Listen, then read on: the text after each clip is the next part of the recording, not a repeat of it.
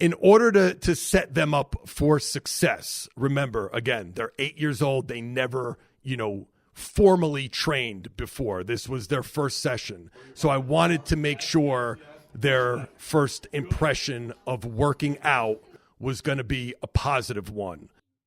Right, good. Left. Right. Because I'm hoping, I'm going into that first workout in my head, I'm going, hopefully this is literally workout number 1 of a full lifetime of, workouts, training sessions, and just overall health and fitness in their life. So I made sure that every single exercise I had them perform was just the right amount of difficulty, just the right amount to challenge them, but nothing that was so difficult that they would become frustrated or, stressed out, have anxiety over it basically, and just, get mad and just want to quit or just not have a good experience.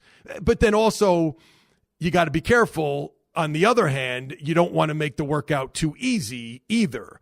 You don't want your kids getting, bored and picking their nose, looking around the room, wishing they were anywhere else in the world besides with their dad in the gym, having him make them do a bunch of boring shit. So you need to hit that perfect sweet spot, that perfect amount of challenge.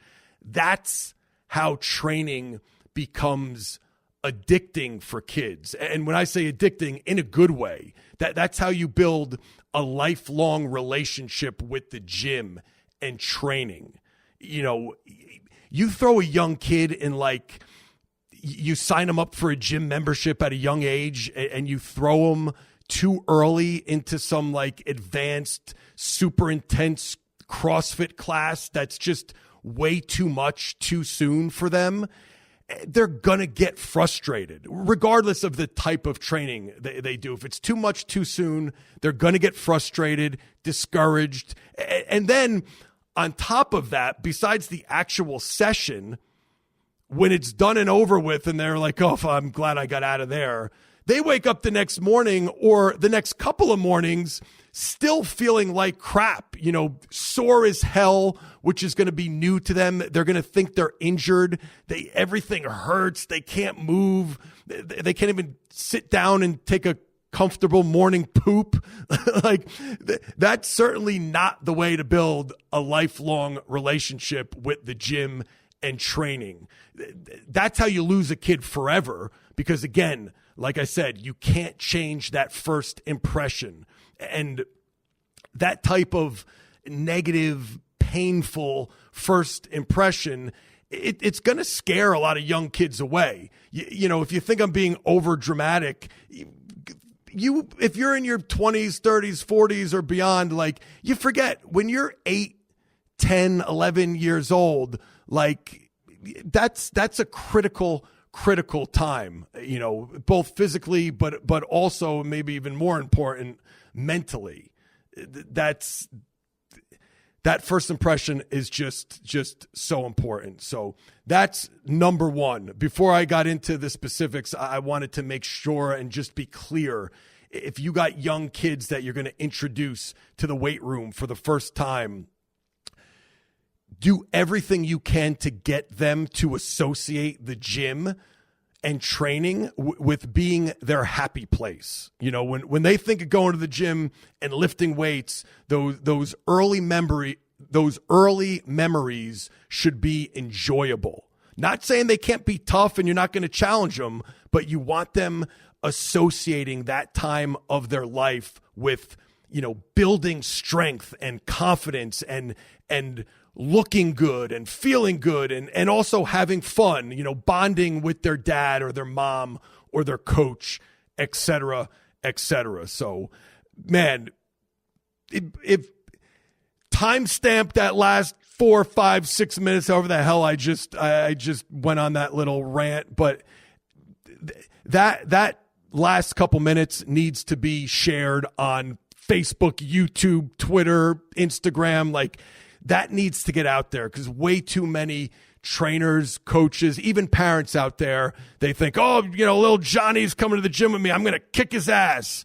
And listen, remember, I was raised by George DeFranco. I am all for hard work. Come on. Explode, bro. Let's go. Come on, explode. That's it. Good one.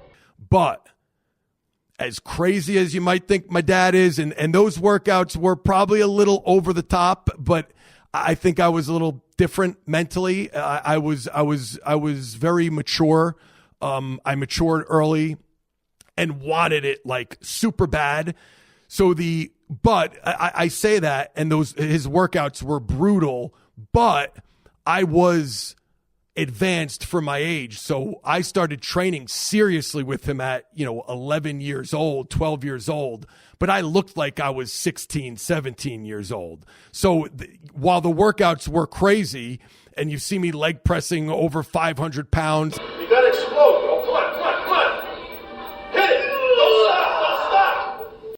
Squatting and benching 135, over 135 at 11, I was able to do that. So yes, it was challenging, but for me, it was the perfect amount of challenge. I had to work hard, but he gave me things that I could do. He didn't make me squat 1,000 pounds or leg press 1,000 pounds when I was capable of 500. Yeah, he didn't throw 225 on the bar when I could bench 135. I remember the progressions. It was, and I forget specifically, but I think it was like, hey, you do X amount of weight for 3 sets of 10. On the last set, if you get 11 or more, we go up 5 pounds next week. Or, and that was a lot of how the training was and the progression. So while it was a little much for your average 11 to 12-year-old, for my maturity level and me specifically, I would argue it was the perfect amount of challenge for me. Very challenging, but it was things I was able to do, and that sense of accomplishment. And there's some crazy moments that I talk about, but they're all positive memories. Look, I'm 44 years old. I've made a living out of teaching people how to lift weights, and I've made a living out of being a meathead and training. And to this day, I'm still telling stories about going to the gym with my dad at 11 years old. So clearly that had an enormous positive impact with me, and the gym is a happy place for me. While it's not always easy, when you're going, me personally, when I'm going through a stressful time, get to the gym, take a half hour, go downstairs, get a workout in. A good time, celebrating good times with the gym, getting through rough times with the gym, depression at the gym, tumor in my spine, severe lower body pain and nerve damage shooting down my legs. Go to the gym and get some upper body work in, for your mental health. Like that first impression for me has made such an impression on my life and my adulthood. That's why I spend so much time on that. And people want to know, well, what percentage of a 1RM should a 12-year-old lift? Before we talk about that, make sure you got what I just said, and that has sunken into your head. Rewind this, go back, listen back. But that's the most important thing for getting the kids to come back and making this a part of their life. We got to get that down first before we move on to some of the specific protocols when training young athletes. Hey guys, thanks for watching this video. I hope you liked it.